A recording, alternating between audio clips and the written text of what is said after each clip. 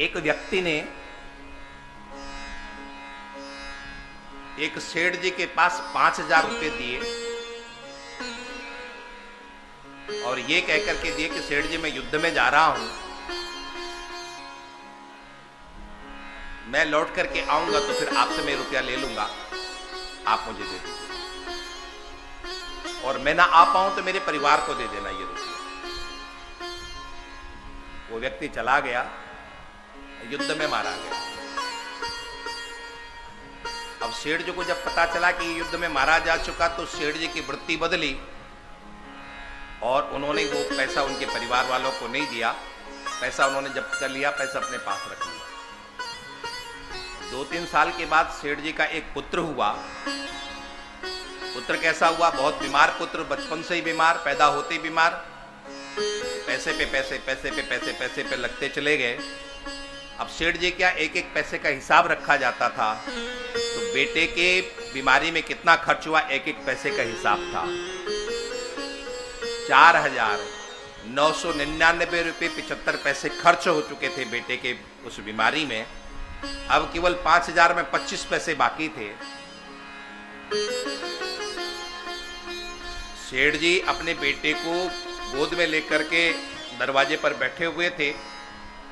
उधर से रास्ते में एक मिठाई बेचने वाला निकला, तो बेटे ने कहा कि पिताजी मुझे मिठाई खानी।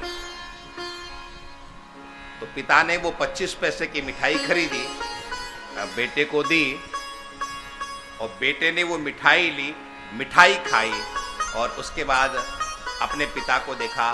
सेठ जी आपने मुझे पहचाना? सेठ जी ने कहा ये कैसी बात कर रहा है, अभी तक तो मुझे पिता कहता था, सेठ जी क्यों कह रहा है? कहा सेठ जी आपने मुझे पहचाना? अरे कैसे बात कर रहा, तू मेरा बेटा है, पापा का, पिता का। सेठ जी कहा सेठ जी मैं वही सैनिक हूं जो आपको पिछली बार 5,000 रुपए देके गया था और आपने मेरे वो 5,000 रुपए मेरे परिवार वालों को नहीं दिए, वही 5,000 वसूलने के लिए मैं आपके पास आया हूं। आज हिसाब किताब बराबर हो चुका है, ये 25 पैसे बाकी थे और ये 25 पैसे भी मैंने पूरे किए हैं। केवल 25 पैसे बाकी लग रहे थे, ये 25 पैसे भी मैंने किए। पैसे तो ये पूरे 5 के 5,000 मेरे शरीर पर लग चुके थे। इसके अलावा आपने जो मेरी सेवा की, मुझे भोजन कराया, मेरा पालन पोषण किया, वो ब्याज में था और आज मैं ब्याज सहित अपने पैसे आपसे वसूल करके जा रहा हूं। और ऐसा कहकर के ऊपर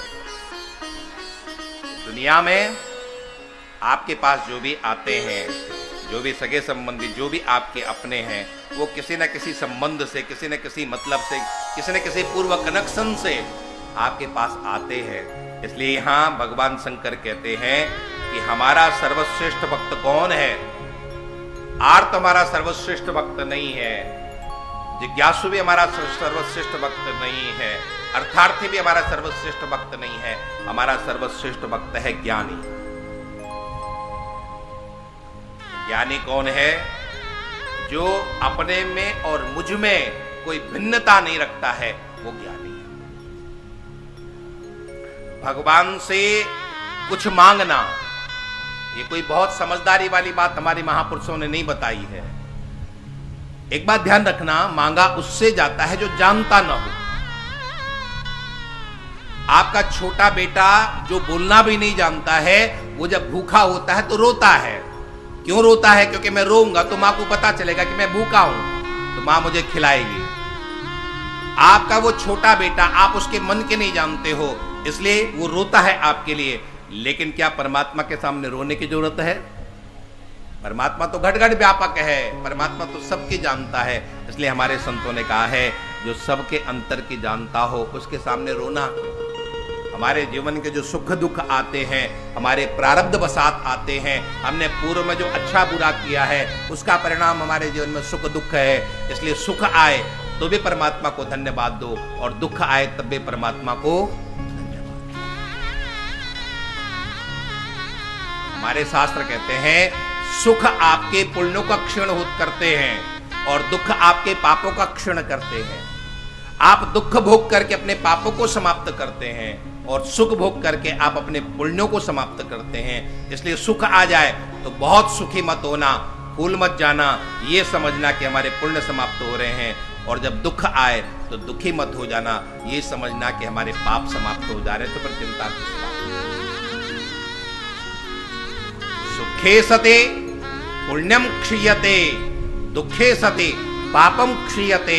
पुण्य के समय आप सुख के समय आपके पुण्य समाप्त हो रहे हैं और दुख के समय आपके पाप समाप्त हो रहे हैं। यहां पर भगवान शिव कहते हैं जो ज्ञानी है, जो मुझ में अपने उस आत्म तत्व को समझ चुका है, वो मुझसे सबसे ज्यादा प्रिय है। और कैसा वो ज्ञानी होता है? जब तक शरीर है तब तक वो मेरा ही चिंतन करता रहता है, वो मुझ में ही अपना ध्यान लगाए रहता है, मेरे अलावा उसका और कोई मतलब नहीं होता और कहीं पर भी उसका अटैचमेंट नहीं होता। या शिव पुराण के वचन है, तत्र ज्ञानी प्रियतरो मम रूपंच स्मृतः तस्मात् प्रियतरो नान्य सत्यम सत्यम वदाम्यहम्। ज्ञानी मुझे बहुत प्रिय है, क्योंकि ज्ञानी कभी मेरी नजरों से ओझल नहीं होता है और वो ज्ञानी कभी भी मुझे विस्मृत नहीं करता है। यानी हम एक दूसरे के पे अनन्य होते हैं। वो मेरे हृदय से कभी ओझल नहीं होता है और मैं कभी उसको। बहुत गहरी बात है, आप हम समझें इस बात को। जब हम किसी इच्छा से परमात्मा का चिंतन करते हैं तो भगवान कहते हैं कि बहुत अच्छी बात है, सस्ते में निपट रहा है, भगवान वो चीज हमें दे देते हैं। लेकिन जब हम भगवान से कुछ नहीं चाहते हैं तो भगवान स्वयं अपने आप को हमें दे देते हैं। तो आप समझो कि भगवान से कुछ मिला हुआ ज्यादा अच्छा है कि भगवान मिले हुए ज्यादा अच्छा है? आप लोग सुन रहे हो कि नहीं? बात समझ में आ रही कि नहीं आ रही? बोले बोले शंकर भगवान की जय।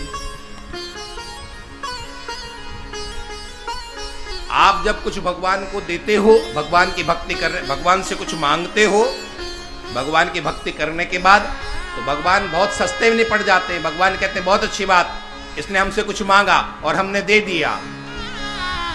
लेकिन जो भक्त भगवान से कभी मांगता नहीं है और सतत भगवान का चिंतन करता रहता है, अंत में भगवान को स्वयं को उसको देना पड़ता है। तो आप दोनों में तुलना करें, भगवान से कुछ मिला हुआ श्रेष्ठ है या भगवान मिले हुए श्रेष्ठ हैं? तो जवाब मिलता है भगवान मिले हुए श्रेष्ठ हैं। भगवान से मिला हुआ कितने दिन तक चलेगा? माया है, वो कभी न कभी समाप्त हो जाएगी। लेकिन जब भगवान मिल जाते हैं तो सब कुछ मिल जाता है। इसलिए एक हमारे संत हुए हैं स्वामी राम तीर्थ। स्वामी राम तीर्थ से किसी ने पूछा कि गुरुदेव आपको भगवान मिले तो आप क्या मांगोगे? आपके सामने भगवान आ जाएं और भगवान आपसे कहे कि मांगो संत, क्या तुझे चाहिए? तो आप क्या मांगो? तो स्वामी राम तीर्थ ने कहा, प्रभु मुझसे पूछे मैं क्या चाहता हूं, प्रभु मुझसे पूछे मैं क्या चाहता हूं, मैं तुझसे तुझे मांगना चाहता हूं। भगवान तुझसे तू चाहिए और कुछ नहीं चाहिए। खगड़िया वासियों में आपसे एक प्रश्न पूछूं? अरे मैं आप लोगों से पूछ रहा हूं, एक प्रश्न पूछूं आप लोगों से?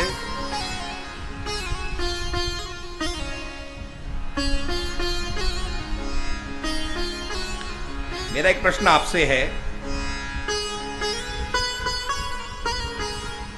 भगवान आपके सामने आ जाएं, भगवान भोलेनाथ बुढ़ानाथ आपके सामने प्रकट हो जाए, आप क्या क्या मांगोगे उनसे?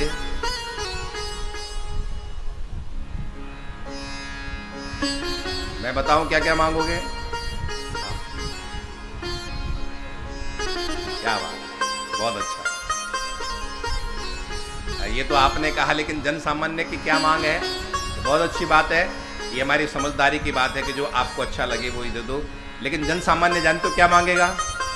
बहुत लंबी चौड़ी लिस्ट भगवान के सामने देगा, ये दे दो, ये दे दो, ये दे दो, ये दे दो, ये दे दो, और उसके बाद तुम भी मिल जाओ तो कोई बात नहीं, लेकिन पहले सब कुछ ये दे दो हमें।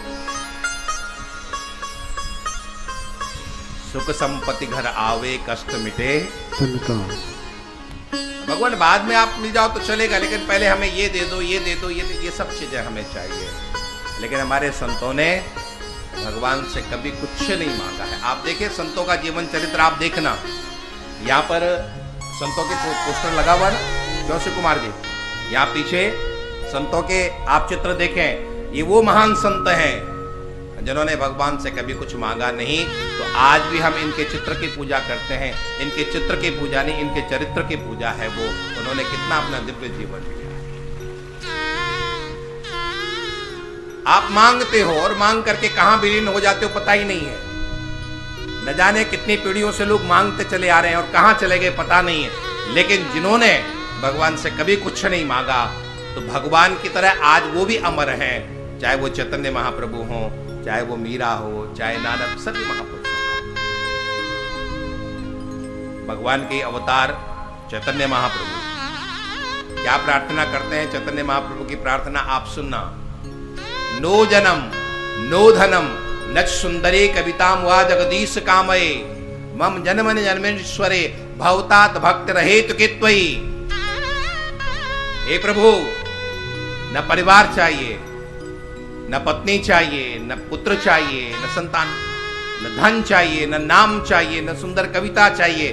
फिर क्या चाहिए? मम जन्मन जन्मनीश्वरे भवतात भक्त रहित कित्वहि।